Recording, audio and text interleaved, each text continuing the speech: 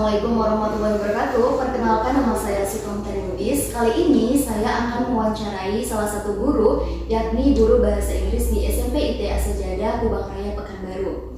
Nah, baik, sebelumnya Pak, mungkin Bapak bisa memperkenalkan dirinya. Bismillahirrahmanirrahim. Assalamualaikum warahmatullahi wabarakatuh. Nama saya Ridho Irwansyah. Kalau di sini sekolah bisa dipanggil Ustadz Ridho ya. Pas saya mengampu di sini guru bahasa Inggris. Sebelumnya kita lulusan dari UNSUS sekalian. Habis itu memang kalau S1 saya sebenarnya di sosial, Mbak ya. Setelah saya lulus kuliah, langsung saya belajar bahasa Inggris. Ya, pas itu di kampung Inggris kan, di Palen. Nah, di situ saya punya inisiatif ingin mengajar atau menjadi guru bahasa Inggris. Alhamdulillah kita sudah ngajar juga kemarin di SMK ada namanya. Ada itu Al-Quran Dakwah Alam. SMK di Rumbai, Mbak. Di Rumbai pas di Simpang Bingung.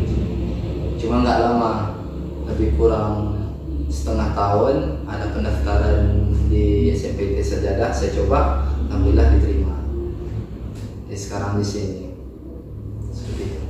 Nah, mungkin Bapak ada pengalaman sebelum di SMP ITA Sejadah ini, Pak? Bisa diceritakan? Oke, baik. Kalau untuk pengalaman saya alhamdulillah pernah buat kursusan juga di rumah, di kampung, di tempat tinggal. Dulu kan saya tinggal di masjid, jadi buat kursus di situ untuk anak-anak MDTA.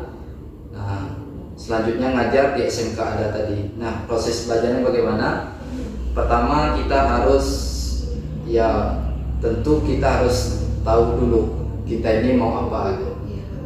Dalam bahasa Inggris memang dalam bahasa ini tujuannya itu adalah speaking.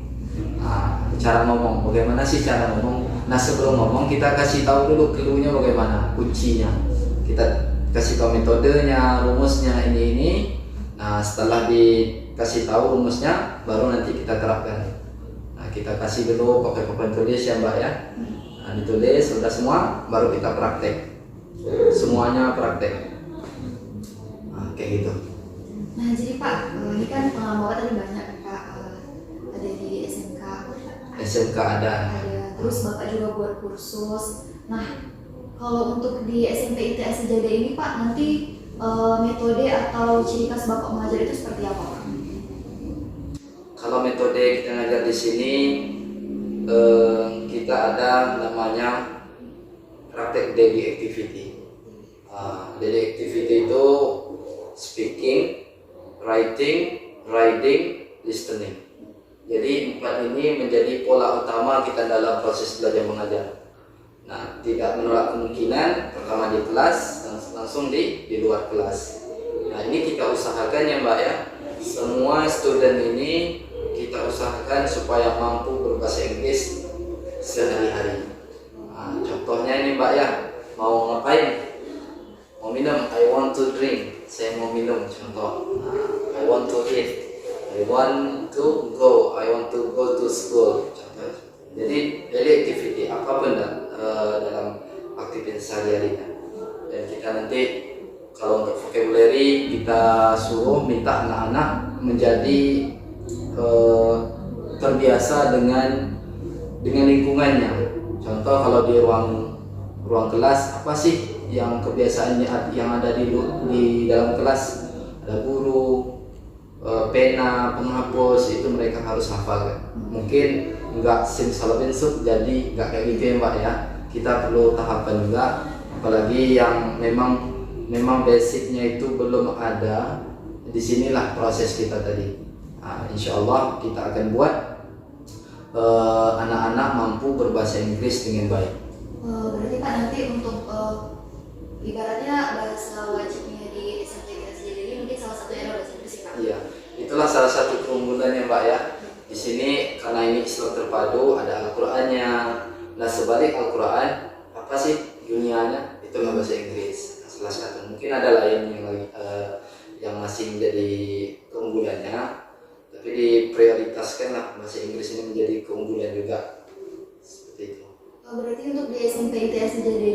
Pak cuman Bapak gitunya guru bahasa Inggrisnya?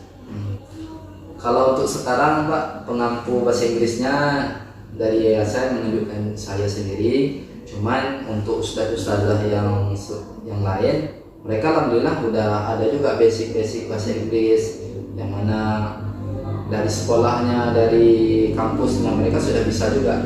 Jadi seluruh guru-guru di sini insya Allah sedikit banyaknya udah bisa juga bahasa Inggris. Jadi untuk lebih fokus kepada murid, mungkin saya di sini. Nah tadi kan ada yang menarik nih Pak, Bapak tadi kan bilang kalau pernah belajar di Pare ya Pak. Nah, Iya. Itu berapa lama gitu Pak? Ya, alhamdulillah Mbak ya, belajar di Parenya lebih kurang setahun. Bisa diceritakan nggak Pak pengalamannya belajar di Pare? Iya, awalnya Mbak, saya memang dari awal ya Mbak ya, dari SD sampai SMA itu memang benci namanya bahasa Inggris. Sampai-sampai guru MTS saya itu Mbak, dia menangis karena saya main di dalam kelas. Saya dipanggil masuk ke kantor. Kenapa ini guru bisa nangis? Kayaknya karena kita nggak suka, jadi terpengaruh dalam kelas gitu Mbak ya. Selanjutnya setelah perjalanan kuliah itu di lebih kurang awal bulan 2019 ada tamu datang dari luar negeri. Pasnya dari India. Mereka ngomong pakai bahasa Inggris. Waduh, terpukul hati saya Mbak. Kok saya nggak bisa? Yang dahulu kita sudah belajar 12 tahun, kemana emang bahasa Inggrisnya? Kan ada bahasa Inggris kelas 1 sampai kelas 6, masuk SMP, masuk SMA, nggak ada arti. Jadi karena kita nggak bisa menjadi tuan rumah yang baik, saya mengazamkan diri untuk belajar lagi bahasa Inggrisnya. Gimana sih saya bisa? Alhamdulillah Mbak, ketemu sama Bang Taufan dan Mr. Taufan ya. Beliau menganjurkan saya nanti datanglah kepada nanti kita diajar bagaimana polanya, bagaimana cara speakingnya. Oke, saya sampai di sana. Bismillah, saya telepon orang tua. Alhamdulillah orang tua menyetujui. Berangkat saya ke Pare.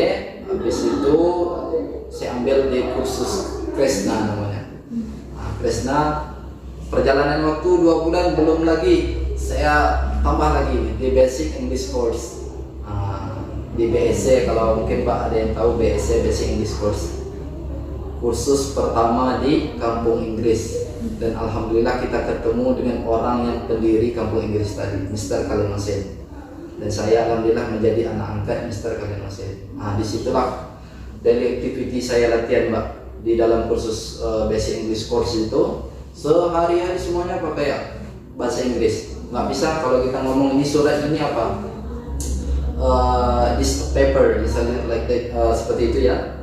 Nggak bisa kita ini sebuah surat letter, nggak bisa kita pakai bahasa Indonesia. Kalau pakai bahasa Indonesia nggak keluar ijazah kita. Itu punishment yang diberikan oleh kursus. Jadi alhamdulillah saya di sana memang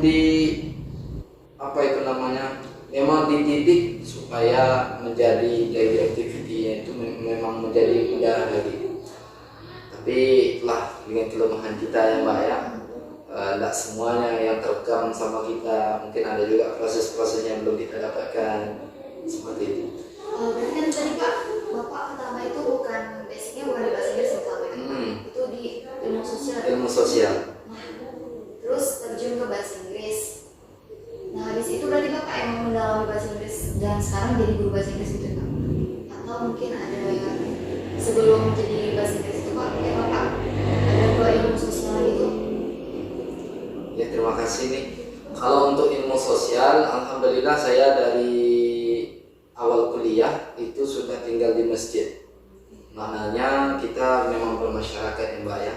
Kita ketemu sama ibu-ibu, bapak-bapak, jamaah semuanya kita bersosial, berinteraksi.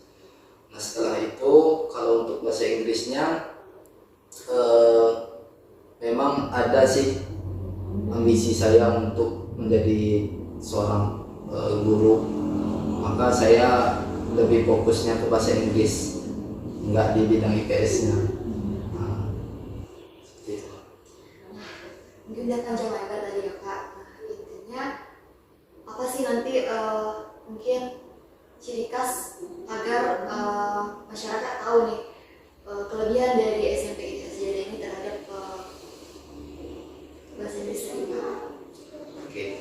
Kalau untuk kelebihan, alhamdulillah Mbak, kita sebelumnya ada namanya sosialisasi sekolah-sekolah, itu sekolah SD, SD negeri, swasta. Itu pas kita perkenalan, saya buka dulu dengan introduce dengan bahasa Inggris. Jadi openingnya pakai bahasa Inggris. Hello everyone, how are you today? Jadi itu seolah-olah sudah menarik perhatian siswa-siswa yang mendengar atau menarik perhatian audiens. Habis itu untuk bagaimana sih orang tahu kita ini keunggulan bahasa Inggris, ya di dalam ini kan apa ini namanya medsos, kita sering juga posting-posting di Instagram, di Facebook, di WhatsApp, itu pakai sajadah, di bawahnya ada subtitle-nya atau title-nya itu pakai bahasa Inggris, sehingga orang tertarik. Oh, rupanya modal jual sajadah ini nggak kalah asing dengan sekolah-sekolah yang mahal. Nah, seperti itu. Berarti ini Bapak di samping menjadi guru ada ini ya Pak? Ada bisnis lain atau gimana? Kalau ya ada juga, tapi nggak terlalu fokus di situ karena kita di sini ya Mbak ya. Kita ada juga untuk bisnis yang lain seperti jualan lah, seperti itu Mbak. Kayak jualan madu, kayak jualan, ada juga bantu-bantu orang rumah juga, posting-posting itu kalau ada yang pesan kita antar. Berarti untuk kursus yang bahasa Inggris itu udah nggak lagi ya Pak? Kalau sekarang kita off Mbak, karena kita udah fokus di sini. Bismillah kita di sini. Bagaimana di sini harus jadi nggak boleh kesana lagi kan. Nanti bercabang-cabang nanti nggak enak. Mungkin cukup sekian Pak. Terakhir mungkin Bapak bisa kasih pesan atau ajakan buat masyarakat untuk lebih mengenal SMP ITS Sejadah ini. Okay. Bismillahirrahmanirrahim. Let me introduce myself. My name is Ridho Irwansyah. Maybe you can call me Ridho or Ustaz Ridho. Okay, I please you to come to our school, exactly SMP ITS Sajadah Pekanbaru. Okay, we are waiting for you, and we are waiting for your child or your student, your children to come here to which we study each other, we learn each other everything, every day and every time. Okay, that's all. Assalamualaikum warahmatullahi wabarakatuh. Baik, terima kasih kepada Bapak. Saya tutup dengan Assalamualaikum warahmatullahi wabarakatuh. Waalaikumsalam warahmatullahi wabarakatuh.